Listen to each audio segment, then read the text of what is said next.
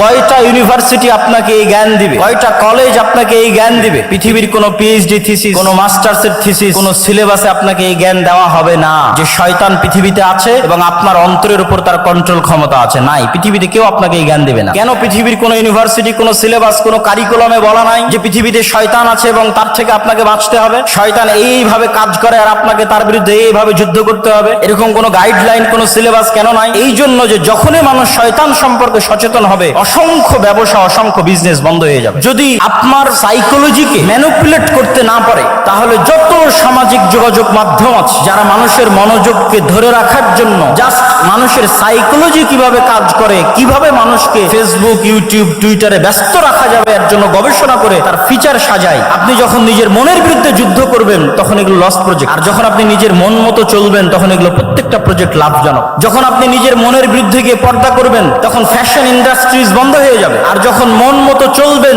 তখন fashion ইন্ডাস্ট্রিজের business চলবে। এরকম প্রত্যেকটা ধাপ আছে যা শয়তান ম্যানুফ্যাকচার করে রেখেছে পৃথিবীর মানুষকে ভুলিয়ে রাখার জন্য। কি ভুলিয়ে রাখবে? সালাতের কথা? জি না। শয়তান আপনাকে কি ভুলিয়ে রাখবে? সিয়ামের কথা? জি না। শয়তান আপনাকে ভুলিয়ে রাখবে মৃত্যুর কথা। আলহাকুমুত তাকাসুর হাত্তা যুরতুমুল মাকাবির।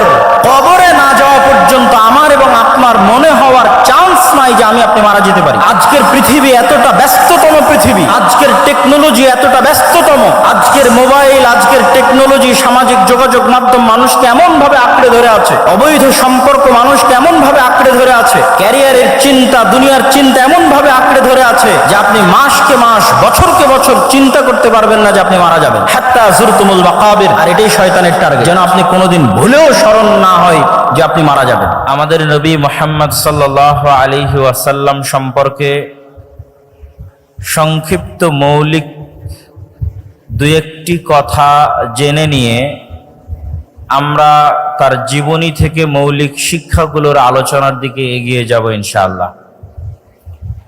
আমাদের নবী মুহাম্মদ সাল্লাল্লাহু আলাইহি ওয়াসাল্লাম নির্দিষ্ট জাতি, গোত্র, ভাষা, সময়, কালের জন্য প্রেরিত হননি।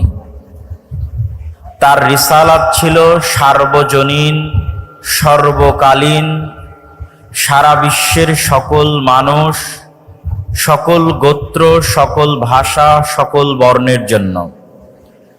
তার পূর্বের সকল নবী বা রাসূল নির্দিষ্ট সময়ের জন্য, নির্দিষ্ট গোত্রের জন্য, নির্দিষ্ট ভাষার মানুষের জন্য প্রেরিত হয়েছিলেন। কিন্তু তিনি এগুলোর ঊর্ধ্বে উঠে সার্বজনীন এবং সর্বকালীন এবং সর্বশেষ নবী এবং রাসূল হিসেবে প্রেরিত হয়েছেন সাল্লাল্লাহু আলাইহি ওয়াসাল্লাম।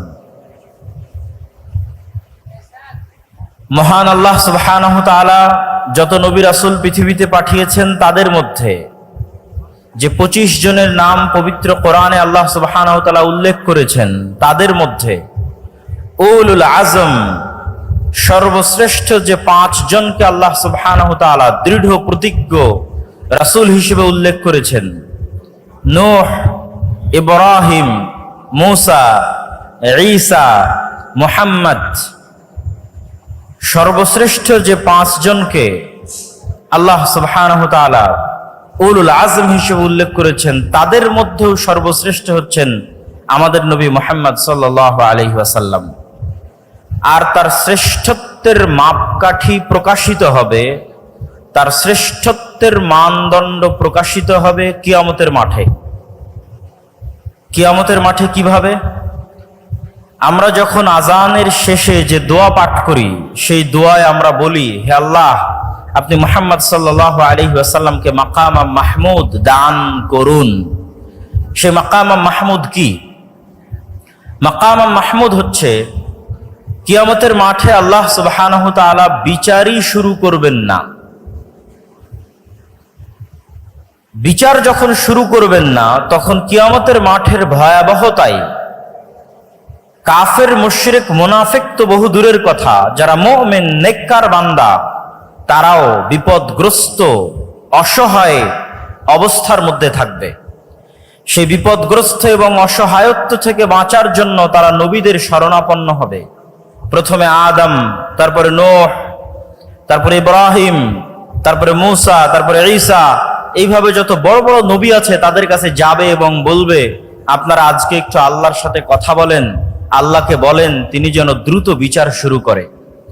মানুষের জান্নাত হোক অথবা জাহান্নাম হোক, বিচার হয়ে যাক। বিচারের মাঠে ভয়াবহতা এত বেশি থাকবে। তো সেই দিন কোন নবী এবং রাসূল আল্লাহ সুবহানাহু তাআলার সামনে কথা বলার সাহস করবেন না। যেমনটি পবিত্র কোরআনে আল্লাহ সুবহানাহু তাআলা বলেছেন, মান যাল্লাযী ইয়াশফাউ ইনদাহু ইল্লা বিইজনিহি, আছে কি কেউ কোন ক্ষমতাধর, শক্তিশালী, পাওয়ারফুল রাজা, বাদশাহ, প্রধানমন্ত্রী, ব্যবসায়ী, সম্পদশালী, যে সাহস করবে কিয়ামতের মাঠে আল্লাহর সাথে কথা বলার, আল্লাহর অনুমতি ব্যতীত? এমনকি কোন ক্ষমতাধর, শক্তিশালী, সাহসী, বিত্তশালী, সম্পদশালী মানুষ আছে? এটির চ্যালেঞ্জ আল্লাহ সুবহানাহু ওয়া তাআলা নিজে কোরআন মাজিদে দিয়েছেন আয়াতুল কুরসির মধ্যে। সেই চ্যালেঞ্জের মুখোমুখি হয়ে কোন নবী রাসূল সেই দিন আল্লাহ সুবহানাহু ওয়া তাআলার সামনে কথা বলার সাহস করবেন না। আদম আলাইহিস সালাতু ওয়াস সালাম থেকে নিয়ে শুরু করে সকল নবী রাসূল বলবেন, আজকে আল্লাহ সুবহানাহু ওয়া তাআলা আমার উপর এত রাগান্বিত, আজকে আল্লাহ সুবহানাহু ওয়া তাআলা আমার প্রতি এত ক্ষিপ্ত যে আজকে আমি তার সামনে কথা বলার মতো আমার কোনো সাহস, কোনো শক্তি আমার নাই। এইভাবে ধীরে ধীরে মানুষ চলে যাবে সর্বশেষ নবী মুহাম্মদ সাল্লাল্লাহু আলাইহি ওয়াসাল্লামের সামনে, আর তিনিও আল্লাহর সাথে সরাসরি কথা বলবেন না, বরং তিনি সরাসরি সিজদায় পড়ে যাবেন। কতদিন সিজদায় থাকবেন তা তিনি নিজেও জানেন না। তিনি সিজদায় এমন ভাষায়, এমন বাক্যে আল্লাহর প্রশংসা করবেন যা কোনোদিন দুনিয়াতে করেননি, যা তখন আল্লাহ সুবহানাহু ওয়া তাআলা তাকে শিখিয়ে দিবেন। দীর্ঘ এক সময় অতিক্রম হওয়ার পর যতক্ষণ আল্লাহ চাইবেন, সেই সময় অতিক্রম হওয়ার পর আল্লাহ বলবেন, ইয়া মুহাম্মদ ইরফা রাসাক সাল তু'তা ওয়াশফা তুশাফা, মুহাম্মদ মাথা উঠাও, চাও দেওয়া হবে, সুপারিশ করো গ্রহণ করা হবে। এই যে কিয়ামতের মাঠে আদম থেকে নিয়ে কিয়ামত পর্যন্ত কোটি কোটি মানুষ এবং জিনের সামনে মুহাম্মদ সাল্লাল্লাহু আলাইহি ওয়াসাল্লামের যে শ্রেষ্ঠত্ব প্রকাশ পাচ্ছে, এই শ্রেষ্ঠত্বকেই বলা হয়েছে মাকাম মাহমুদ। আমি মুহাম্মদ সাল্লাল্লাহু আলাইহি ওয়াসাল্লাম সম্পর্কে আমার আলোচনা দীর্ঘায়িত না করে এতটুকু বলেই এই পর্বের আলোচনা শেষ করছি। তিনি পৃথিবীর ইতিহাসের সর্বশেষ নবী এবং রাসূল এবং সর্বশ্রেষ্ঠ মানব, এবং অল্প সময়ের মধ্যে পৃথিবীকে প্রভাবিত করতে পারে এরকম সর্বশ্রেষ্ঠ বিপ্লবের জন্মদাতা। মাত্র 23 বছরে তিনি পৃথিবীতে এমন এক বিপ্লব সৃষ্টি করেছেন যার প্রভাব পৃথিবীর ইতিহাসের সবচেয়ে সুদূর প্রসারী এবং সবচেয়ে প্রভাব বিস্তারকারী বিপ্লব। এবার আমরা চলে যাই রাসূলুল্লাহ সাল্লাল্লাহু আলাইহি ওয়াসাল্লামের জীবনে শিক্ষাগত বা জ্ঞানগত কি মৌলিক শিক্ষা এবং আদর্শ আমাদের জন্য রয়েছে। এই পয়েন্টে যাওয়ার আগে একটু ভূমিকা স্বরূপ আমাকে দুটি কথা বলে নিতে হবে। প্রথমত, আমরা জ্ঞান এবং শিক্ষা বলতে কি বুঝব, মুহাম্মদ সাল্লাল্লাহু আলাইহি ওয়াসাল্লামের এনে দেওয়া জ্ঞান এবং শিক্ষা বলতে কি বুঝব, তা জানার জন্য আমাদেরকে একটু ভূমিকা থাকতেই হবে। আল্লাহ সুবহানাহু ওয়া তাআলা যখন মানুষকে সৃষ্টি করেন, তখন তিনি মানুষের শত্রুও সৃষ্টি করেছেন। একটা গেমিং সফটওয়্যার যখন ডেভেলপ করা হয়, তখন সেখানে যেমন নায়ক থাকে তেমনি এনিমি বা শত্রু থাকে। আমরা যখন মাঠে ফুটবল খেলি তখন দুই পক্ষ থাকে, যখন ক্রিকেট খেলি তখন দুই পক্ষ থাকে। দুই পক্ষ ছাড়া কোনো প্রতিযোগিতা, কোনো খেলা, কোনো গেম সম্ভব নয়। আল্লাহ সুবহানাহু ওয়া তাআলা যখন এই পৃথিবী সৃষ্টি করেন বা এই পৃথিবীর সফটওয়্যার ডেভেলপ করেন, তখন তিনি এই পৃথিবীতে যে খেলা, যে গেম, যে প্রতিযোগিতা শুরু করেছেন, তাতে মানুষের শত্রু তৈরি করে দিয়েছেন। না হলে মানুষ খেলবে কার বিরুদ্ধে, কার সাথে লড়াই করে টিকে থাকবে দুনিয়াতে, কার বিরুদ্ধে যুদ্ধে জয়লাভ করার জন্য তাকে পরকালে পুরস্কার দেওয়া হবে, কার বিরুদ্ধে যুদ্ধ করে পরাজিত হওয়ার জন্য তাকে জাহান্নামে নিক্ষেপ করা হবে। গেম এবং খেলা হতে হবে উভয় পক্ষের পক্ষ থেকে, এবং রেফারিকে হতে হবে ন্যায় বিচারক, এবং সকলকে লেভেল প্লেইং ফিল্ড দিতে হবে। যেমনটা নির্বাচনের সময় বলা হয় যে সকল দলকে লেভেল প্লেইং ফিল্ড দেওয়া হোক, যেন সমানভাবে সে তার শক্তিকে কাজে লাগাতে পারে। ঠিক এই পৃথিবী ডেভেলপ করার সময় আল্লাহ সুবহানাহু ওয়া তাআলা মানুষ এবং মানুষের শত্রু একই সাথে সৃষ্টি করে দিয়েছেন। একই সময় মানুষের সেই চিরন্তন শত্রু হচ্ছে ইবলিস এবং ইবলিসের সেনাবাহিনী শায়াতিনাল ইনসি ওয়াল জিন, জিনদের মধ্যে থেকে শয়তান এবং মানুষদের মধ্যে থেকে শয়তান, তাদের সর্দার হচ্ছে ইবলিস। তাদের সাথে চিরন্তন যুদ্ধ আল্লাহ সুবহানাহু ওয়া তাআলা শুরু করে দিয়েছেন মানুষের। আপনি পবিত্র কোরআনের প্রথম থেকে নিয়ে শেষ পর্যন্ত অধ্যয়ন করেন, আল্লাহ সুবহানাহু ওয়া তাআলা আপনার শত্রু হিসেবে কাকে চিহ্নিত করছেন? যে আপনার গীবত করে, অপবাদ দেয়, আপনার জমি জায়গা দখল করে নিয়েছে তাকে। যে ইসরায়েল ফিলিস্তিনে মুসলমানদেরকে হত্যা করছে তাকে। যে ব্রাহ্মণ্যবাদী কট্টরপন্থী যারা মুসলমানদের উপর অত্যাচার করছে তাকে। জি না, আল্লাহ সুবহানাহু ওয়া তাআলা পবিত্র কোরআনে বারবার মানুষের জন্য শত্রু হিসেবে চিহ্নিত করেছেন শয়তানকে। ইন্নাশ শাইতানা লাকুম আদুউম মুবিন, শয়তান তোমাদের জন্য চিরন্তন এবং চিরস্থায়ী শত্রু। এই জন্য আপনি যখন কোরআন তেলাওয়াত করতে যান তখন আল্লাহ সুবহানাহু ওয়া তাআলা আপনাকে শিখিয়ে দিয়েছে যে কোরআন তেলাওয়াতের পূর্বে তুমি বলো আউযু বিল্লাহি মিনাশ শাইতানির রাজীম, যে হে আল্লাহ আমি বিতাড়িত শয়তান থেকে পরিত্রাণ চাচ্ছি। শয়তানের অস্তিত্ব কতটা বাস্তব, শয়তান মানুষের কতটা ভয়ঙ্কর শত্রু, যে কোরআনের তেলাওয়াত পর্যন্ত শুরু হচ্ছে শয়তান থেকে পরিত্রাণ চেয়ে। পবিত্র কোরআনের শুরু থেকে নিয়ে শেষ পর্যন্ত এবং রাসূল সাল্লাল্লাহু আলাইহি ওয়াসাল্লামের হাদিসকে যদি আপনি সামনে রাখেন, রাসূলুল্লাহ সাল্লাল্লাহু আলাইহি ওয়াসাল্লামের জীবনীকে যদি আপনি সামনে রাখেন, প্রতিটি কর্মকে যদি আপনি সামনে রাখেন, তাহলে দেখবেন রাসূল সাল্লাল্লাহু আলাইহি ওয়াসাল্লাম প্রত্যেকটা আদেশ, প্রত্যেকটা নিষেধ, প্রত্যেকটা দোয়া, প্রত্যেকটা জিকির তিনি শয়তানের বিরুদ্ধে দিয়েছেন। রাসূলুল্লাহ সাল্লাল্লাহু আলাইহি ওয়াসাল্লাম আমাদেরকে সালাম দেওয়া শিখিয়েছেন, তার জীবনের একটি শিক্ষা। তো সালাম দেওয়া শিখাতে গিয়ে তিনি আমাদের কি বলেছেন? যদি তোমাদের কেউ বাড়িতে প্রবেশ করার সময় সালাম দেয়, তাহলে শয়তান বলে লা মাবিতা লাকুম ওয়ালা আশা আলাকুম, এই বাড়িতে তোমাদের থাকার জায়গা নাই, খাওয়ার জায়গা নাই, এই বাড়ি থেকে বের হয়ে যাও। আর যখন তোমাদের কেউ রুমে, ঘরে, বাড়িতে প্রবেশ করার সময় সালাম না দেয়, তখন শয়তান বলে এই বাড়ি তোমাদের থাকার জায়গা, এই বাড়ি তোমাদের খাওয়ার জায়গা। শিখালেন সালাম আর কানেক্ট করলেন শয়তানের সাথে।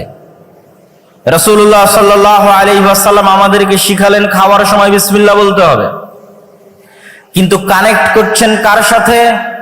যদি তোমাদের মধ্যে কেউ খাওয়ার সময় ইদা আকালা আহাদুকুম ওয়ালাম ইয়াযকুর ইসমাল্লাহ, যদি তোমাদের কেউ খাবার গ্রহণ করে আর বিসমিল্লাহ না বলে, ইয়াকুলু মাআহু শাইতান, তাহলে শয়তান তার সাথে ওই খাদ্য গ্রহণ করে।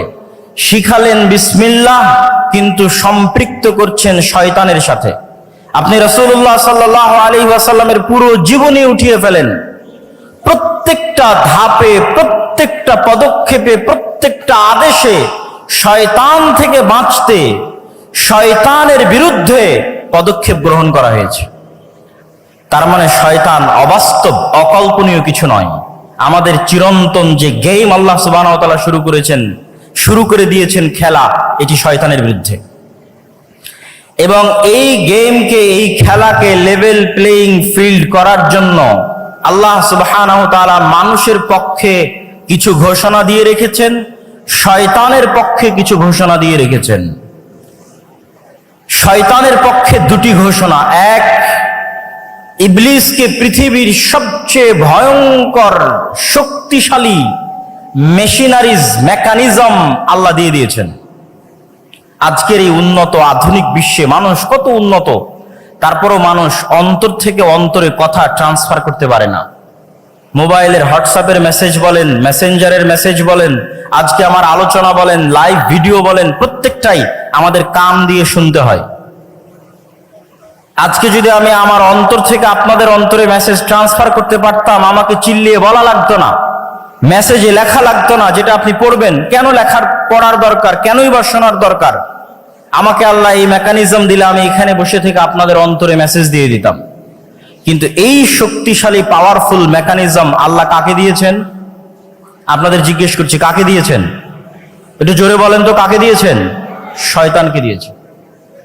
ইউসবিসু ফি সুদুরিন নাস, মানুষের অন্তরে সরাসরি ডাইরেক্টলি মেসেজ দিতে পারে শয়তান, ওয়াসওয়াসা দিতে পারে শয়তান। মানুষ দ্বিধায় পড়ে যাবে, তার অন্তরে এখন যে কল্পনা চলছে, এই কল্পনা তার না শয়তানের দেওয়া, আমি আপনি কেউ জানি না। আমরা প্রত্যেক সময়ে যে কাজ করার সিদ্ধান্ত নিচ্ছি এবং আমাদের অন্তরে কথা উদিত হচ্ছে, এই প্রত্যেকটি উদিত হওয়া কথা আমার নিজের না শয়তানের পক্ষ থেকে আমরা জানি না। রাসূলুল্লাহ সাল্লাল্লাহু আলাইহি ওয়াসাল্লাম বলেছেন, এমন কোন মানুষ নেই ইল্লা ওয়ালাহু কারিনান, যার সাথে দুইজন বন্ধু সব সময় থাকে না। কারিনুম মিনাল মালাইকা ওয়া কারিনুম মিনাশ শাইতান, একজন থাকে ফেরেশতা বন্ধু, আরেকজন থাকে শয়তান বন্ধু। প্রত্যেক মানুষের সাথে সব সময় দুইজন বন্ধু তার সাথে আছে, এক ফেরেশতা বন্ধু, দুই শয়তান বন্ধু। তার অন্তরে প্রত্যেক যা কল্যাণকর কাজের ইচ্ছা জাগে তা সে ফেরেশতার পক্ষ থেকে ইলহাম, আর তার অন্তরে প্রত্যেক যা অকল্যাণকর কাজের ইচ্ছা জাগে তা সে ওয়াসওয়াসা শয়তানের পক্ষ থেকে। আজকে আপনারা এখানে উপস্থিত হয়েছেন, আমি উপস্থিত হয়েছি, এই যে আমাদের অন্তরে এখানে আসার ইচ্ছা জাগ্রত হয়েছে, এই কল্যাণকর কাজের জন্য আমাদের ফেরেশতা বন্ধুর পক্ষ থেকে আমাদের অন্তরে কথা দেওয়া হয়েছে, আমাদের অন্তরে ইচ্ছা জাগ্রত করা হয়েছে। যাই সকালে যখন ফজরে ঘুমিয়ে থাকছি, রাসূলুল্লাহ সাল্লাল্লাহু আলাইহি ওয়াসাল্লাম তখনও বলেছেন শয়তানের কথা। যদি বাস্তব না হতো তিনি কেমনে বলতেন? তিনি বলছেন, শয়তান তখন মানুষের মাথার কাছে গিয়ে বলে, নাম নাম নাম ইন্নাল লাইলা লাতাবিল, হে আদমের সন্তান ঘুমিয়ে থাকো, ঘুমিয়ে থাকো, রাত এখনো অনেক লম্বা। তাহলে আপনি মনে করছেন আমি আমার আরামের জন্য ফজরে ঘুমিয়ে আছি, আর আল্লাহর নবী বলছেন না, আপনার আরামের জন্য নয়, শয়তান আপনার অন্তরে দিচ্ছে তুমি এখন ঘুমিয়ে থাকো। সম্মানিত উপস্থিতি, তাহলে আল্লাহ সুবহানাহু ওয়া তাআলা ইবলিসকে দুইটা ছাড় দিয়েছে। এক, সরাসরি আমাদের অন্তরে কথা দিতে পারে ইবলিস। দুই, কিয়ামত পর্যন্ত তার হায়াত বাড়িয়ে দেওয়া হয়েছে। যতদিন আদম আর আদমের সন্তানেরা পৃথিবীতে বসবাস করবে, ততদিন আদম আর আদমের সন্তানদেরকে শত্রুতামূলক জাহান্নামে নিয়ে যাওয়ার দৃঢ় প্রতিজ্ঞ এবং দৃঢ় পণ নিয়ে কাজ করে যাবে ইবলিস এবং তার সাঙ্গপাঙ্গ এবং সেনাবাহিনী। তাদের ওয়াদার কথা আল্লাহ নিজে কোরআন মাজিদে বলেছেন যে ইবলিস এই মর্মে ওয়াদাবদ্ধ যে আমি একাই জাহান্নামে যাব না, আদম সন্তানদেরকে সাথে নিয়ে জাহান্নামে যাব। এই শত্রুতার ঘোষণা আল্লাহ সুবহানাহু ওয়া তাআলা কোরআনে দিয়েছেন। তাহলে ইবলিস এবং শয়তান যদি অবাস্তব হতো, তাহলে কোরআন আর আল্লাহর নবীর জীবনীতে এইভাবে তিনি শয়তানের প্রতি গুরুত্ব আরোপ করতেন না। সম্মানিত উপস্থিতি, তাহলে এবার লেভেল প্লেইং ফিল্ডে ইবলিসের ক্ষমতা অনেক বেশি। তাহলে আদম সন্তানের জন্য কি থাকলো, আমার এবং আপনার জন্য কি থাকলো? কি দিয়ে আমরা শয়তানের বিরুদ্ধে এই যুদ্ধে বিজয়ী হব? এটি রাসূল সাল্লাল্লাহু আলাইহি ওয়াসাল্লামের জীবনের সবচেয়ে বড় মৌলিক শিক্ষা। মহান আল্লাহ সুবহানাহু ওয়া তাআলা পবিত্র কোরআন মাজিদে বলছেন, কুল নাহবিতু মিনহা জামিআ ফাইম্মা ইয়াতিয়ান্নাকুম মিন্নী হুদান ফামান তাবিআ হুদায়া ফালা খাউফুন আলাইহিম ওয়ালা হুম ইয়াহজানুন। আল্লাহ সুবহানাহু ওয়া তাআলা আদেশ দিলেন ইবলিসকে আসমান থেকে নেমে যাওয়ার জন্য, আদেশ দিলেন আদম এবং হাওয়াকে জান্নাত থেকে নেমে যাওয়ার জন্য। আদম এবং হাওয়া আর ইবলিসের গল্প কাল্পনিক নয়, পৃথিবীর সব ধর্ম বইয়ে লেখা আছে। ইহুদিদের বাইবেলে, ইহুদিদের তাওরাতে লেখা আছে, খ্রিস্টানদের বাইবেলে লেখা আছে, মুসলমানদের কোরআনে লেখা আছে। কমন গল্প, সেম কমন। ইবলিস, আদম, হাওয়া তথা সকল নবী একই মেসেজ দিয়েছে। আমাদের সৃষ্টি রহস্য সম্পর্কে সেম মেসেজ দিয়েছেন সকল নবী। তাহলে আল্লাহ সুবহানাহু ওয়া তাআলা বলছেন, আমি ইবলিসকে বললাম আসমান থেকে নেমে যাও, আদমকে বললাম জান্নাত থেকে নেমে যাও। তারপরে ফাইম্মা ইয়াতিয়ান্নাকুম মিন্নী হুদান ফামান তাবিআ হুদায়া, আজ থেকে ইবলিস আর আদম পরস্পরের শত্রু। ইবলিসকে দিয়ে দিলাম এই ক্ষমতা, আর আদমের জন্য কি দিব? আমার পক্ষ থেকে হেদায়েত যাবে আদমের জন্য। ফাইম্মা ইয়াতিয়ান্নাকুম মিন্নি হুদা, আমার পক্ষ থেকে দিক নির্দেশনা যাবে, গাইডলাইন যাবে, কিভাবে তোমরা শয়তানের বিরুদ্ধে যুদ্ধ করবে, শয়তানের বিরুদ্ধে কিভাবে টিকে থাকবে, তার ইনস্ট্রাকশন যাবে। নতুন যখন ফ্রিজ কিনেন, কম্পিউটার কিনেন, যে কোনো মেশিনারিজ কিনেন, তখন গাইডলাইন থাকে, ইনস্ট্রাকশন থাকে। যে কোনো গেম যখন আপনি শুরু করবেন, খেলা, গাইডলাইন দেওয়া আছে কিভাবে এই গেমটা আপনি খেলবেন। তো এই পৃথিবীতে আপনি শয়তানের বিরুদ্ধে কিভাবে খেলবেন এবং জিতবেন, হারবেন না, তার দিক নির্দেশনা, গাইডলাইন আল্লাহ পাঠাবে, এটা আল্লাহর ওয়াদা। কোরআনে আল্লাহ বলছেন, ফামান তাবিআ হুদায়া ফালা খাউফুন আলাইহিম ওয়ালা হুম ইয়াহজানুন। আমার পাঠানো এই গাইডলাইন, দিক নির্দেশনা যদি মানুষ মেনে নেয়, তাহলে দুনিয়াতে তাদের জন্য কোনো ভীত সন্ত্রস্ত হওয়ার সুযোগ নেই, আর পরকালে আফসোস করার কোনো সুযোগ নেই। দুনিয়াতে কোনো ভয় নাই, পরকালে কোনো আফসোস নাই। তাহলে ওই গাইডলাইনই নবীদের মাধ্যমে আসে কিতাব হিসেবে। ওই গাইডলাইনটা পৌঁছে দেওয়ার জন্য আল্লাহ নবীদের মাধ্যমে কিতাব পাঠান, যার সর্বশেষ কিতাব এবং সর্বশেষ নবী মুহাম্মদ সাল্লাল্লাহু আলাইহি ওয়াসাল্লাম এবং কোরআন। এই জন্য কোরআন আর মুহাম্মদ সাল্লাল্লাহু আলাইহি ওয়াসাল্লামের প্রথম কাজ হচ্ছে মানুষকে শয়তান সম্পর্কে জানানো। শয়তান তোমাদের চিরন্তন শত্রু, জানো, এর থেকে বাঁচতে এই করতে হবে। লেভেল প্লেইং ফিল্ড করার জন্য দ্বিতীয় মানুষের জন্য মহান আল্লাহ সুবহানাহু ওয়া তাআলার ঘোষণা। যতই আল্লাহ মানুষের জন্য দিক নির্দেশনা, গাইডলাইন পাঠাক, তারপরও ইবলিসের ক্ষমতা বেশি। ইবলিস সরাসরি আমার অন্তরে মেসেজ দিতে পারে, আমরা ধোঁকা খেয়ে যাই, মনে করি এটা আমার ইচ্ছা, অতএব চলো আমি এখন গান শুনবো, অতএব চলো এখন অবৈধ রিলেশনশিপে ব্যস্ত হব। যে কোনো অন্যায় কাজ, সে অন্যায় কাজে আমি মনে করি আমার শান্তি, আমার আনন্দের জন্য করছি, কিন্তু আসলে ইবলিস দিচ্ছে। এইটার জ্ঞান কয়জনের কাছে আছে? কয়টা ইউনিভার্সিটি আপনাকে এই জ্ঞান দিবে? কয়টা কলেজ আপনাকে এই জ্ঞান দিবে? পৃথিবীর কোনো পিএইচডি থিসিস, কোনো মাস্টার্সের থিসিস, কোনো সিলেবাসে আপনাকে এই জ্ঞান দেওয়া হবে না যে শয়তান পৃথিবীতে আছে এবং আপনার অন্তরের উপর তার কন্ট্রোল ক্ষমতা আছে। নাই, পৃথিবীতে কেউ আপনাকে এই জ্ঞান দিবে না। পৃথিবীতে যেখানে যাবেন সবাই আপনাকে বলবে তুমি তোমার মন মতো চলো, তোমার মনে যেটা ভালো লাগে সেটা করো। একমাত্র আল্লাহ, কোরআন এবং আল্লাহর নবী বলবে না, ফুল স্টপ। তুমি জানোই না কোনটা তোমার ইচ্ছা আর কোনটা শয়তান তোমার অন্তরে দিয়েছে। আর কেন পৃথিবীর মানুষ আপনাকে এটি থেকে সতর্ক করবে না? কেন পৃথিবীর কোনো ইউনিভার্সিটি, কোনো সিলেবাস, কোনো কারিকুলামে বলা নাই যে পৃথিবীতে শয়তান আছে এবং তার থেকে আপনাকে বাঁচতে হবে? শয়তান এইভাবে কাজ করে আর আপনাকে তার বিরুদ্ধে এইভাবে যুদ্ধ করতে হবে, এরকম কোনো গাইডলাইন, কোনো সিলেবাস কেন নাই? এই জন্য যে যখনই মানুষ শয়তান সম্পর্কে সচেতন হবে, অসংখ্য ব্যবসা, অসংখ্য বিজনেস বন্ধ হয়ে যাবে। অসংখ্য ব্যবসা, অসংখ্য বিজনেস বন্ধ হবে যদি আপনি আপনার সাইকোলজিকে ম্যানিপুলেট করতে না পারে। তাহলে যত সামাজিক যোগাযোগ মাধ্যম আছে, যারা মানুষের মনোযোগকে ধরে রাখার জন্য জাস্ট মানুষের সাইকোলজি কিভাবে কাজ করে, কিভাবে মানুষকে ফেসবুক, ইউটিউব, টুইটারে ব্যস্ত রাখা যাবে এর জন্য গবেষণা করে তার ফিচার সাজায়, আপনি যখন নিজের মনের বিরুদ্ধে যুদ্ধ করবেন তখন এগুলো লস প্রজেক্ট। আর যখন আপনি নিজের মন মতো চলবেন তখন এগুলো প্রত্যেকটা প্রজেক্ট লাভজনক। যখন আপনি নিজের মনের বিরুদ্ধে গিয়ে পর্দা করবেন তখন ফ্যাশন ইন্ডাস্ট্রিজ বন্ধ হয়ে যাবে। আর যখন মন মতো চলবেন তখন ফ্যাশন ইন্ডাস্ট্রিজের বিজনেস চলবে। এরকম প্রত্যেকটা ধাপ আছে যা শয়তান ম্যানুফ্যাকচার করে রেখেছে পৃথিবীর মানুষকে ভুলিয়ে রাখার জন্য। এটি আমি বলছি না, আল্লাহ সুবহানাহু ওয়া তাআলা বলছেন, আলহাকুমুত তাকাসুর, হে দুনিয়ার মানুষ, তোমাদেরকে শয়তান দুনিয়ার লোভ লালসা দিয়ে এমন ভাবে ভুলিয়ে রাখবে। কি ভুলিয়ে রাখবে? কি ভুলিয়ে রাখবে? সালাতের কথা? জি না।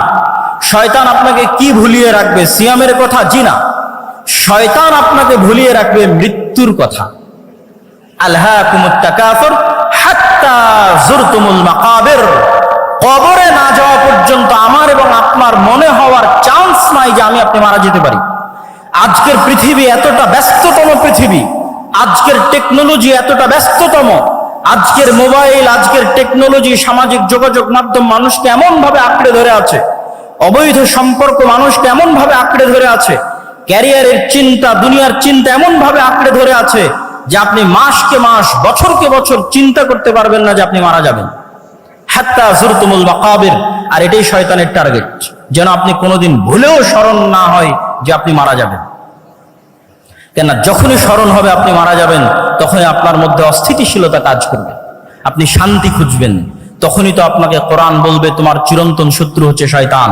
সম্মানিত উপস্থিতি, তাহলে কি আলোচনা করছিলাম? যতই আল্লাহ সুবহানাহু ওয়া তাআলা আমাদের জন্য গাইডলাইন দিক, তারপরেও পাওয়ারফুল ইবলিস আমার অন্তরে মেসেজ দেওয়ার জন্য। তাহলে আমার জন্য ছাড় কোথায়, অফার কোথায়? আল্লাহ সুবহানাহু ওয়া তাআলা এবার আমাদের জন্য ছাড় এবং অফারের ঘোষণা দিচ্ছেন। এটা হচ্ছে ইসলামের আরেকটি বড় মৌলিক মূলনীতি। সেটি কি? শয়তান মানুষকে গাইডলাইন থাকার পরেও ওয়াসওয়াসা দেওয়ার মাধ্যমে পথভ্রষ্ট করতো, যত গুনাহ করাবে, যত গুনাহ করাবে, যত ভয়ঙ্কর থেকে ভয়ঙ্কর গুনাহ হোক না কেন, শিরকের মতো গুনাহ হোক, হত্যার মতো গুনাহ হোক, জেনা ব্যভিচারের মতো গুনাহ হোক, যত বেশি পরিমাণে গুনাহ হোক না কেন, আসমান জমিন ভর্তি গুনাহ হোক না কেন, আল্লাহ সুবহানাহু ওয়া তাআলার পক্ষ থেকে মানুষের জন্য অফার শয়তানের বিরুদ্ধে যাওয়ার জন্য, শয়তানকে পরাজিত করার জন্য।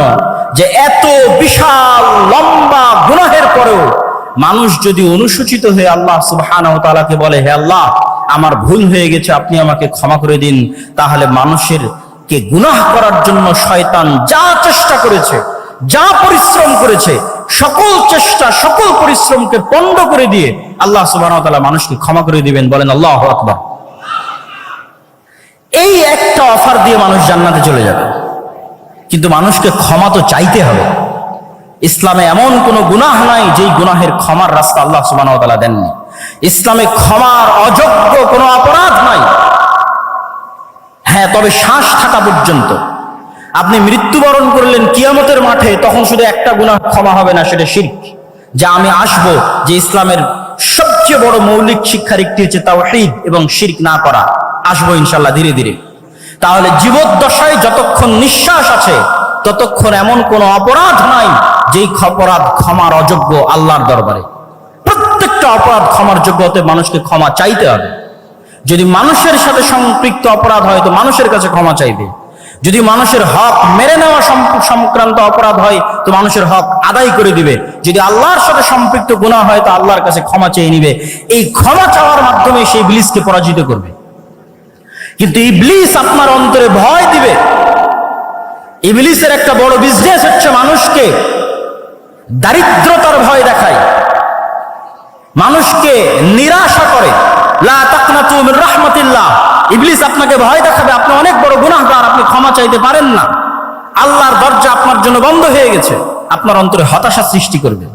এটাই শয়তানের বিরুদ্ধে যুদ্ধ, যে ইসলামে কোনো হতাশা নাই। আপনি গুনাহগার যত বড়ই হন না কেন, আল্লাহ সুবহানাহু ওয়া তাআলার কাছে ক্ষমা চাইলে আল্লাহ ক্ষমা করে দিবে। এবং ইসলামে দারিদ্রতারও কোনো ভয় নাই। সেই পয়েন্টগুলো তো আমি আসবো ইনশাআল্লাহ। তাহলে শয়তানের এই আলোচনা থেকে এতটুকু কি পরিষ্কার হলো যে নবী এবং রাসূলকে পাঠানো হয়েছে, কোরআনকে পাঠানো হয়েছে মানুষকে একটা গাইডলাইন দেওয়ার জন্য, শয়তানের বিরুদ্ধে যুদ্ধ করার জন্য। কিন্তু এই জ্ঞান, এই যে গাইডলাইনের যে জ্ঞান, শয়তানের অস্তিত্বের যে জ্ঞান, এই জ্ঞানগুলো একসময় পৃথিবী থেকে উঠে যাবে এবং মানুষ পশুতে পরিণত হয়ে যাবে। রাসূলুল্লাহ সাল্লাল্লাহু আলাইহি ওয়াসাল্লাম বলছেন, ইন্নাল্লাহা লা ইয়াকবিদুল ইলমা ইনতিজাআন ইয়ানতাজিউহু মিনাল ইবাদ ওয়ালাকিন ইয়াকবিদুল ইলমা বিকবদিল উলামা। আল্লাহ সুবহানাহু ওয়া তাআলা জ্ঞানকে ছিনিয়ে নেন না। আল্লাহ সুবহানাহু ওয়া তাআলা জ্ঞানকে ছিনিয়ে নেন না, বরং আল্লাহ সুবহানাহু ওয়া তাআলা জ্ঞানকে উঠিয়ে নেন আলেমদের মৃত্যুর মাধ্যমে। জ্ঞান উঠে যাবে। রাসূলুল্লাহ সাল্লাল্লাহু আলাইহি ওয়াসাল্লাম আর এক হাদিসে বলেছেন, ইউরফাউল ইলম ওয়া ইউনজালুল জাহল। জ্ঞান উঠে যাবে, মূর্খতা বর্ষণ করা হবে পৃথিবীতে।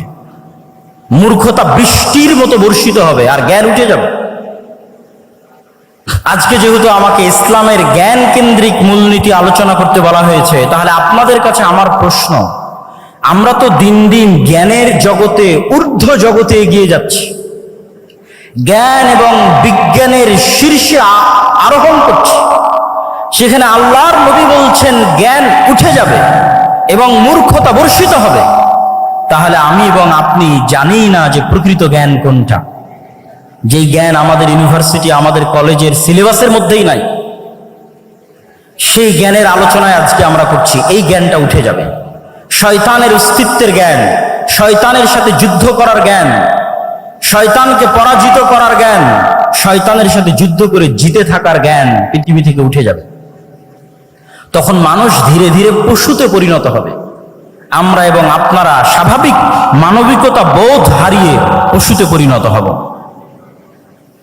সম্মানিত উপস্থিতি, এখন আসি আমরা শয়তানকে পরাজিত করব কিভাবে। রাসূলুল্লাহ সাল্লাল্লাহু আলাইহি ওয়াসাল্লাম তার জীবনী থেকে কি এমন শিক্ষা আমাদেরকে দিয়ে গেছেন যার মাধ্যমে আমরা শয়তানকে পরাজিত করতে পারি।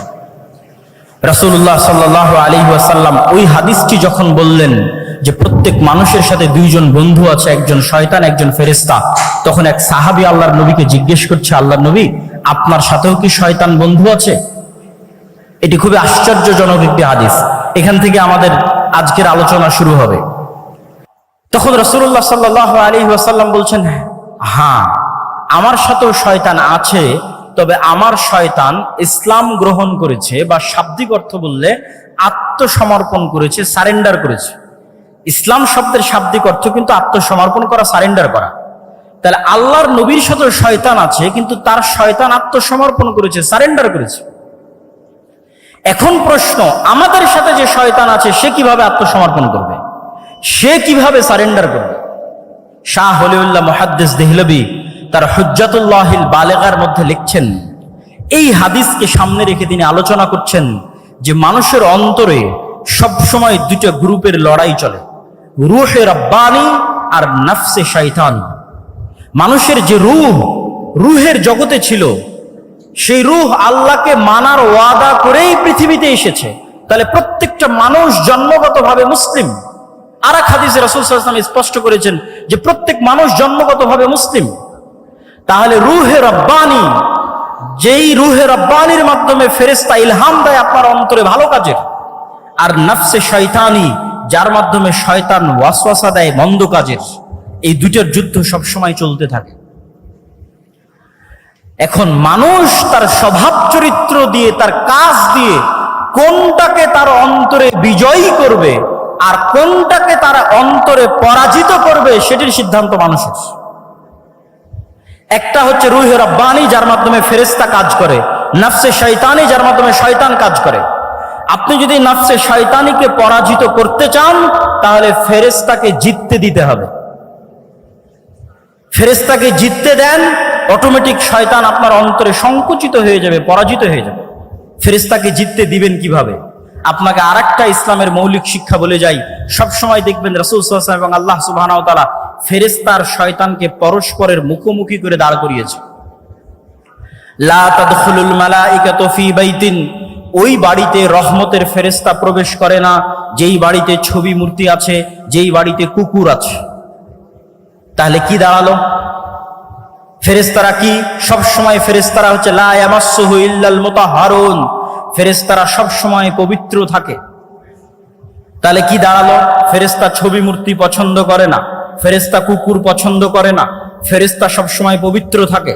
আর এক হাদিসে রাসূল সাল্লাল্লাহু আলাইহি ওয়াসাল্লাম বলছেন, মা মিন মাওদিউ শিবরিন, আসমানের এমন কোন এক বিঘত জায়গাও খালি নাই, ইল্লা, যেই জায়গায় এমন কোন ফেরেশতা নাই যে হয় সিজদারত আছে, না হয় রুকুরত আছে, না হয় আল্লাহ সুবহানাহু ওয়া তাআলার তাসবিহ এবং তাহলিল পাঠরত আছে।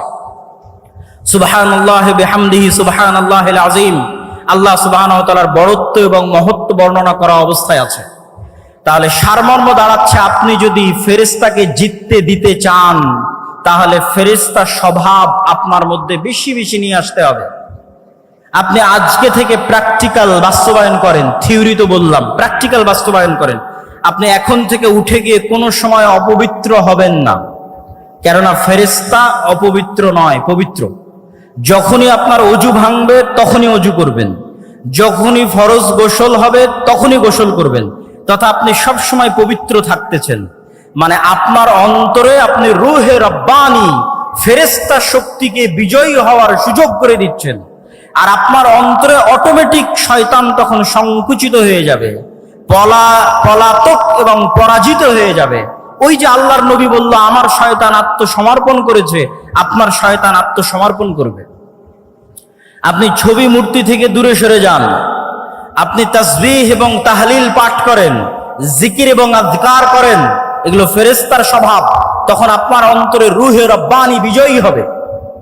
আর যদি আপনি মনে করেন আপনি আপনার অন্তরে ফেরেশতাকেই পরাজিত করবেন আর শয়তানকে বিজয়ী করবেন, তাহলে বেশি খেতে হবে, বেশি ঘুমাতে হবে, বেশি অপবিত্র থাকতে হবে।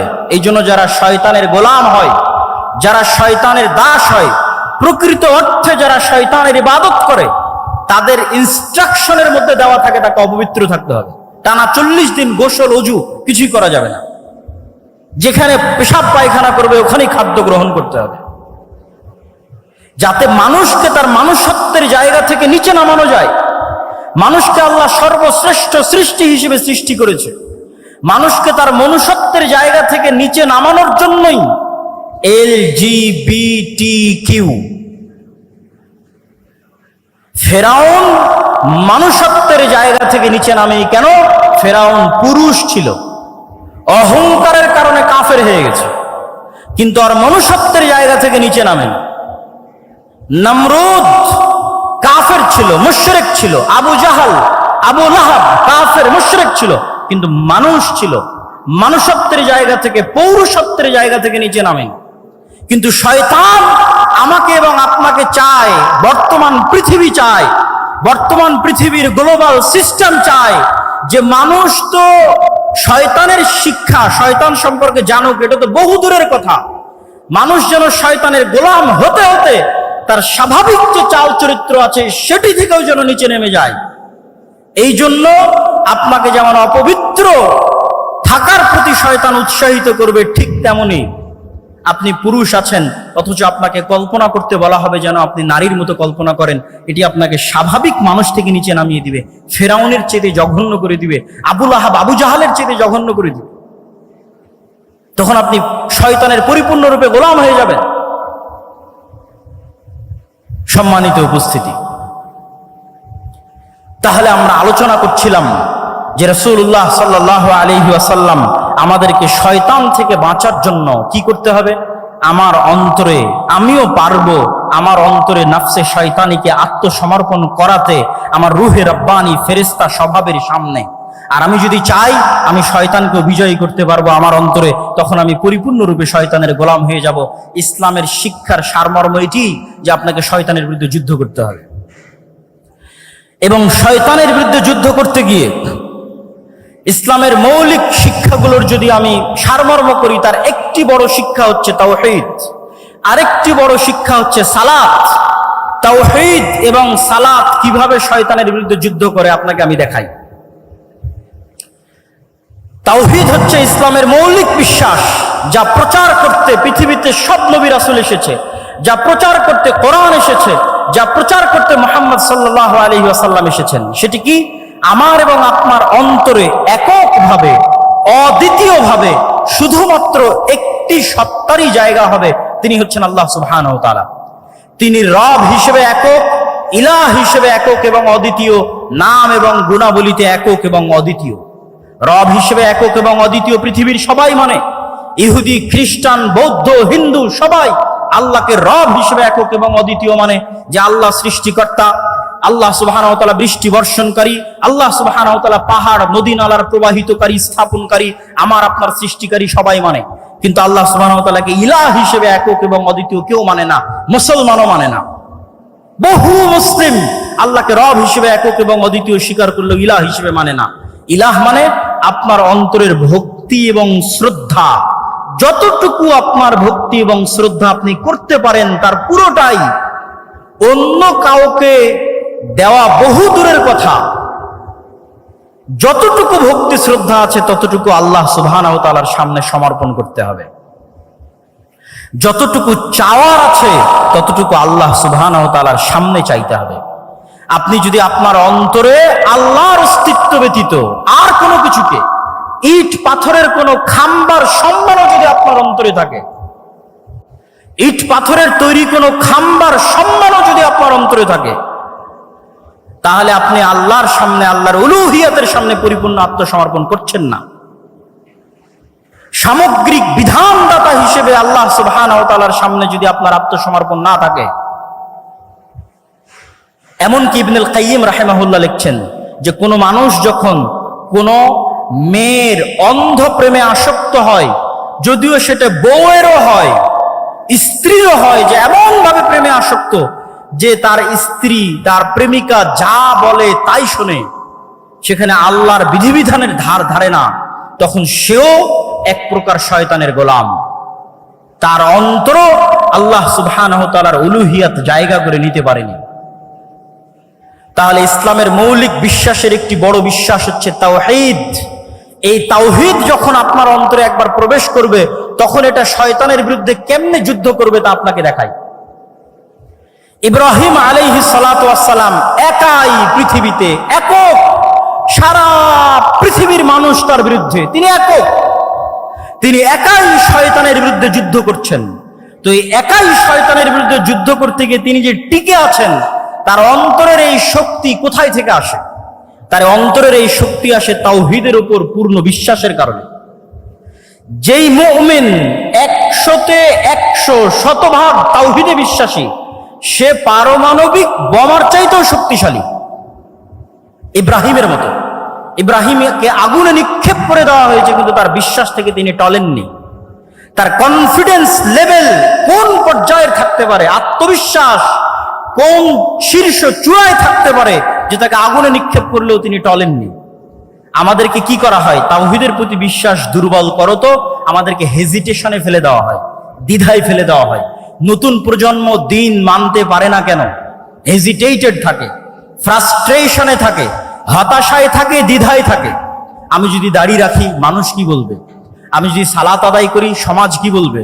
আমি যদি সুদী এই চাকরি ছেড়ে দিই তাহলে খাবো কি? এই যে প্রত্যেক পয়েন্টে হেজিটেশন, এগুলো আসে কেন? তাওহীদের প্রতি বিশ্বাস দুর্বল থাকার কারণে। তাওহীদের জ্ঞান যার মধ্যে আছে, যে আল্লাহর একত্ববাদ এবং অদ্বিতীয়ত্ব সম্পর্কে পরিপূর্ণ জ্ঞান অর্জন করেছে, তার অন্তর শয়তানের বিরুদ্ধে সবচেয়ে বেশি শক্তিশালী ভাবে যুদ্ধ করতে পারবে। তার অন্তর সবচেয়ে কনফিডেন্ট থাকবে তার দ্বীনের উপর, তার বিশ্বাসের উপর। আজকের পৃথিবীতে ইহুদিরা ভ্রান্তির উপরও আমাদের চেয়ে বেশি কনফিডেন্ট, ভ্রান্তির উপরেও আমাদের চেয়ে বেশি কনফিডেন্ট। আর আমরা মুসলিমরা, আমাদের কনফিডেন্স নাই, কনফিডেন্স হারিয়ে ফেলেছি। দীর্ঘ 190 বছরের কলোনিয়াল সিস্টেমে তাদের গোলামির কারণে আমাদের রক্তের মধ্যে এমন ভাবে গোলামি প্রবেশ করেছে যে আমরা কখনো স্বাধীনভাবে চিন্তা করতে পারি না, নিজের দ্বীনের উপর পূর্ণ আস্থা এবং পূর্ণ বিশ্বাস কনফিডেন্টলি স্থাপন করতে পারি না, কেননা আমাদের মধ্যে তাওহীদের জ্ঞান নাই। 2 নাম্বার, সালাত কিভাবে আপনাকে শয়তানের বিরুদ্ধে যুদ্ধ করায়? আপনি তো ইসলামের সারমর্ম দেখলেনি যে এই অন্তরকে কন্ট্রোল করতে পারতে হবে। তো অন্তরকে কন্ট্রোল করার জন্য শুধু বিরত থাকার মাধ্যমে কখনো প্র্যাকটিস হয় না। আপনি সেনাবাহিনীতে জয়েন করলে কঠোর পরিশ্রমের মাধ্যমেই আপনাকে সেনাবাহিনীর র্যাঙ্কিং বাড়াতে হবে। তো এই 5 ওয়াক্ত সালাত শয়তানের বিরুদ্ধে যুদ্ধ। প্রতি 5 ওয়াক্ত সালাত জামাতের সাথে মসজিদে উপস্থিত হওয়ার মাধ্যমে আপনি দিনে 5 বার শয়তানকে পরাজিত করেন। এই জন্য রাসূলুল্লাহ সাল্লাল্লাহু আলাইহি ওয়াসাল্লাম বলেছেন, যে ব্যক্তি টানা 40 দিন মসজিদে এসে তাকবীরে তাহরিমার সাথে সালাত আদায় করলো, সে মুনাফিকি থেকে মুক্তি পেয়ে গেল, জাহান্নামের আগুন থেকে মুক্তি পেয়ে গেল। কেন? মানে টানা 40 দিন প্রায় 200 ওয়াক্ত সালাত, মানে 200টা বিশ্বযুদ্ধে শয়তানকে পরাজিত করা। তো যে এক টানা পরস্পর 200টা যুদ্ধে শয়তানকে পরাজিত করতে পারবে, তার অন্তরের উপর তার কন্ট্রোল ক্ষমতা কায়েম হয়ে গেছে, প্রতিষ্ঠিত হয়ে গেছে। ওই যে রাসূল সাল্লাল্লাহু আলাইহি সাল্লামের শয়তান আত্মসমর্পণ করেছে, আপনার শয়তান আত্মসমর্পণ করে ফেলেছে। কেননা 200টা যুদ্ধে আপনি তাকে পর পর পরাজিত করেছে। তাহলে সালাত হচ্ছে শয়তানের বিরুদ্ধে সবচেয়ে বড় যুদ্ধ। এই জন্য সালাতকে এত শক্তিশালী ভাবে ইসলামে একটি মাত্র কাজ দেওয়া আছে, আর কোনো কাজ দেওয়া নাই। কেন বলছে আর কোনো কাজ দেওয়া নাই? হজ যার টাকা আছে তার জন্য, যাকাত যার টাকা আছে তার জন্য, রমজান কোথায় বছরে একবার। আর কি এমন ফরজ আছে যা আপনাকে করতে বলা হয়েছে? আপনি খুঁজে বের করেন কোরআন এবং হাদিস থেকে আপনাকে কোনো একটা কাজ ফরজ হিসেবে করতে বলা হয়েছে, করতেই হবে এমন। বিরত থাকার তো অনেক কিছুই আছে, এটা করা যাবে না, এটা করা যাবে না। হ্যাঁ, ড্যাফোডিল ইউনিভার্সিটিতে ভর্তি হলেও তো অনেক কিছু আছে, এটা করা যাবে না। কিন্তু ক্লাসে যদি না যান তাহলে কি কাজ? আপনি ড্যাফোডিল ইউনিভার্সিটির সকল নিয়ম কানুন মেনে নিলেন, সন্ধ্যা 5টার মধ্যেই ফিরে আসতে হবে, আরো যত নিয়ম কানুন আছে, কিন্তু ক্লাসেই গেলেন না। আপনি তো ভর্তি হয়েছেন ক্লাসে যাওয়ার জন্য। তো ইসলামের বাকি সব কিছু যদি আপনি মেনে নেন, কিন্তু আপনি তো এখানে এসেছেনই সালাত কায়েম করার জন্য, সালাত প্রতিষ্ঠা করার জন্য, কেন এটাই শয়তানের বিরুদ্ধে যুদ্ধ। সম্মানিত উপস্থিতি, ইসলামের সারমর্ম বলতে গিয়ে আমরা যে পয়েন্টগুলো তুলে ধরছি, তার মধ্যে ইসলামের মৌলিক শিক্ষা বলতে গিয়ে তার মধ্যে 1 নাম্বার আমরা শয়তানের বিষয়টি তুলে ধরেছি। 2 নাম্বার শয়তানের বিরুদ্ধে যুদ্ধ করতে গিয়ে তাওহীদের কি ভূমিকা সেটি তুলে ধরলাম। 3 নাম্বার শয়তানের বিরুদ্ধে যুদ্ধ করতে গিয়ে সালাতের কি ভূমিকা সেটি তুলে ধরলাম। এবার আমরা আসি ইসলামের সামগ্রিক যে রূপটা আছে। ইন্নাদ-দীনা ইনদাল্লাহিল ইসলাম, Islam is a complete code of life. আমরা তো সবাই মুখস্থ, কিন্তু এটিকে আমরা বাস্তবে বুঝি যে ইসলাম হচ্ছে মানুষের সকল সামগ্রিক জীবনের বিধিবিধান, ব্যক্তি জীবন, পারিবারিক জীবন, সামাজিক জীবন, রাষ্ট্রীয় জীবন, প্রত্যেকটা জীবন, প্রত্যেকটা ধাপ কিভাবে চলবে তার পরিপূর্ণ দিক নির্দেশনা ইসলামে দেওয়া আছে। এই পরিপূর্ণ দিক নির্দেশনা সম্পর্কে আল্লাহ সুবহানাহু ওয়া তাআলা কোরআন মাজিদে বলেছেন, ওমাই ইয়াবতাগি গায়রাল ইসলামি দীনা, যে ব্যক্তি ইসলামের এই কমপ্লিট কোড অফ লাইফ থাকার পরে অন্য আর কোন জীবন বিধান অনুসন্ধান করবে, তার পক্ষ থেকে সেটি গ্রহণ করা হবে না। আজকে নতুন করে বাংলাদেশে লালনবাদ, মানে ইসলাম যদি কমপ্লিট কোড অফ লাইফ আপনি মনে না করেন, তো আপনার কোনো না কোনো কিছু পূরণ করার জন্য কোনো না কোনো থিওরি লাগবে। রাষ্ট্র পরিচালনার জন্য গণতান্ত্রিক থিওরি লাগবে, ডেমোক্রেটিক্যাল অবকাঠামো লাগবে, ঠিক আরো অনেক কিছুর জন্য আরো অনেক কিছু লাগবে, সেগুলো বলতে চাচ্ছি না। কিন্তু আপনাকে বুঝতে হবে যে ইসলাম হচ্ছে একটি সামগ্রিক জীবন বিধান এবং পৃথিবীর সকল মানুষের জন্য, এবং পৃথিবীর সকল মানুষ আল্লাহ সুবহানাহু ওয়া তাআলার কাছে সমান। ইসলামের কাছে পৃথিবীর সকল মানুষ সমান, সাদা কালো, হিন্দু বৌদ্ধ খ্রিস্টান মুসলিম সকল মানুষ মানুষ হিসেবে সমান। আল্লাহ সুবহানাহু ওয়া তাআলা পবিত্র কোরআন মাজিদে বলছেন, ইয়া আইয়ুহান নাস ইন্না খালাকনাকুম মিন যাকারিন ওয়া উনসা, আমি তোমাদেরকে সৃষ্টি করেছি এক পুরুষ এবং এক নারী হতে, ওয়া জাআলনাকুম শুউবান ওয়া কাবাইলা, আর তোমাদেরকে জাতি গোত্রে ভাগ করে দিয়েছি। তাহলে সব মানুষকে আল্লাহ মানুষ হিসেবে সম্বোধন করেছেন, আদমের সন্তান হিসেবে সম্বোধন করেছেন।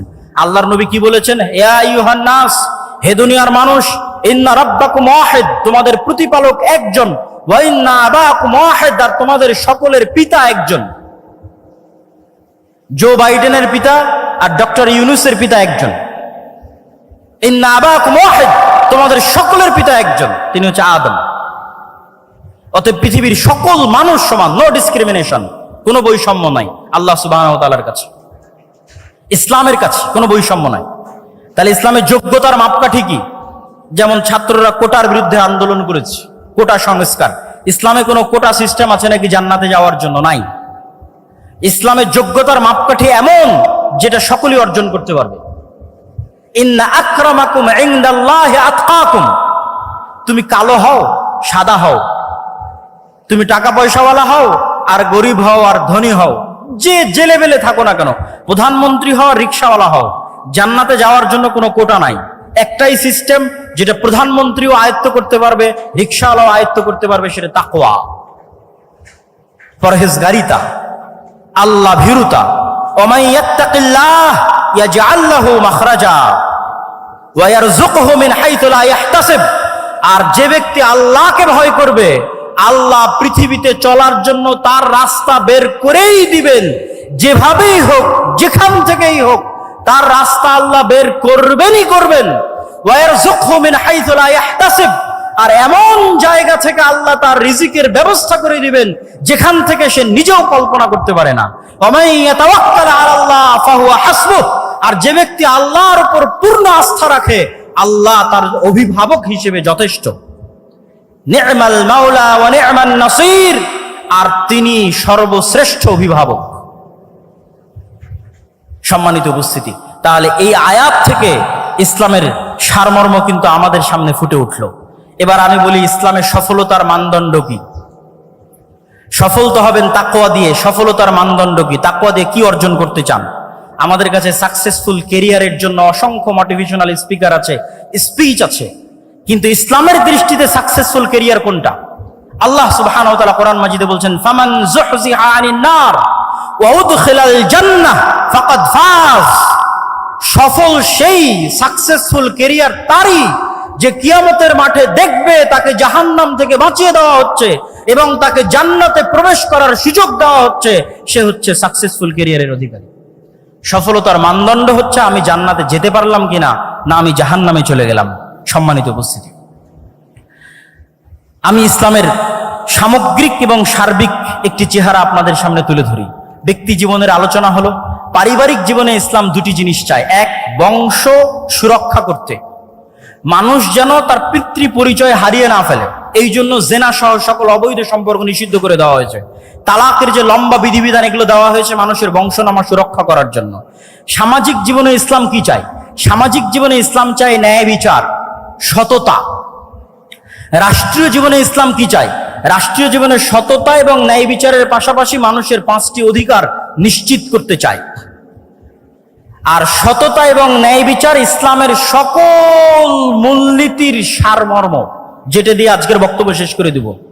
এতক্ষণ পর্যন্ত যা আলোচনা করলাম, যা আপনাদেরকে ইসলামের দর্শন, ইসলামের থিওরি বোঝানোর চেষ্টা করলাম রাসূল সাল্লাল্লাহু আলাইহি ওয়াসাল্লামের জীবনী থেকে, তার সারমর্ম লুব্বে লুবাব এক বাক্যে যদি শেষ করি, সেটি হচ্ছে সত্যবাদিতা, ন্যায়পরায়ণতা। আজকের এটা বলে আমার বক্তব্য শেষ করে দিব।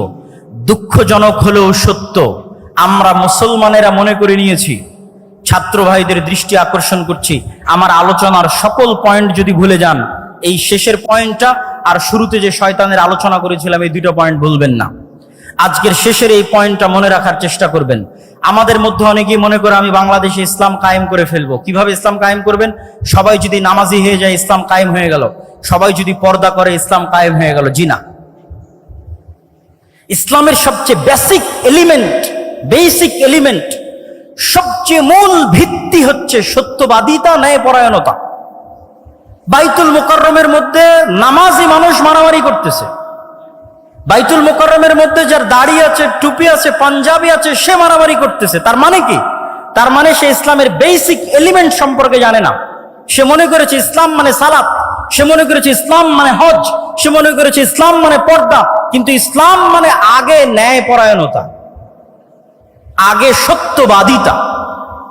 মুহাম্মদ সাল্লাল্লাহু আলাইহি ওয়াসাল্লাম সালাত শিখেছে 40 বছর পরে, সূরা ফাতিহা শিখেছে 40 বছর পরে, আর উনি জন্মগত সত্যবাদী এবং ন্যায়পরায়ণ। তথা 40 বছর যাবৎ যেই গুণ তিনি জন্মগত বহন করেছেন নবী হওয়ার আগেও, সেটি হচ্ছে তিনি সত্য বলতেন, কোনোদিন মিথ্যা বলেননি। 2, তিনি সৎ এবং ন্যায়পরায়ণ, কোনোদিন মানুষের প্রতি অন্যায় করেননি। পৃথিবীতে আল্লাহ যত নবী রাসূল পাঠিয়েছেন, প্রত্যেক নবী রাসূলকে নবী হওয়ার আগে এই দুটি মৌলিক গুণাবলীর অধিকারী হতে হয়েছে। এক, সত্য কথা বলতে হবে, ন্যায়পরায়ণ হতে হবে। কেন? এই গুণটা আল্লাহর। আল্লাহ সত্যবাদী, আল্লাহ ন্যায়পরায়ণ।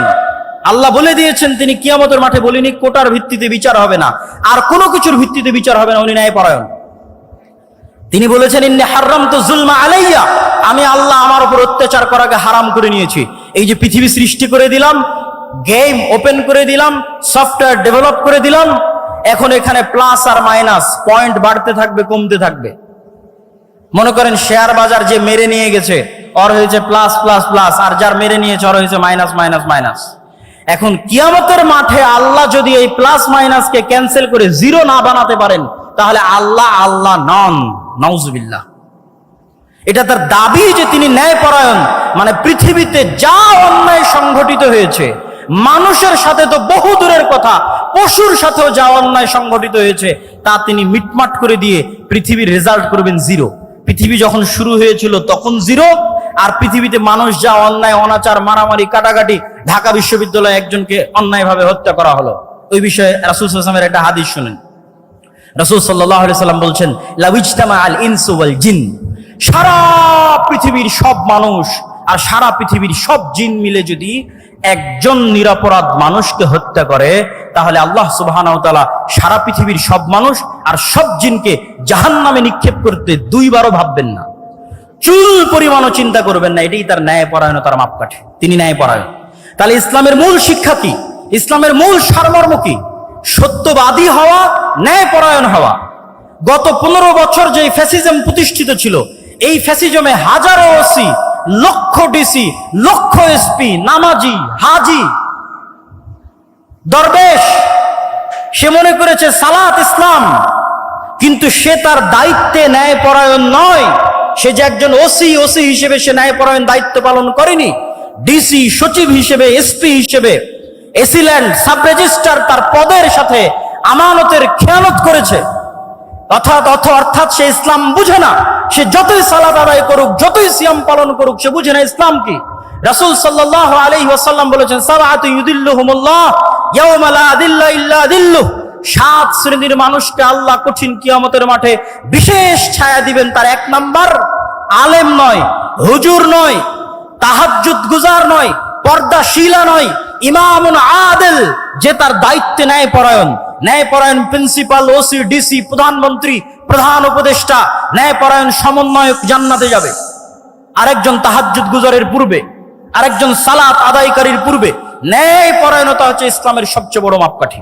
অতএব ছাত্র ভাইদের উদ্দেশ্যে আমার উদাত্ত আহ্বান থাকবে, আমার উদাত্ত ডাক থাকবে যে ইসলামের সকল শিক্ষা যদি আমরা ভুলে যাই, এই দুটো মৌলিক শিক্ষার উপর যদি আমরা একটা প্রজন্ম তৈরি করতে পারি।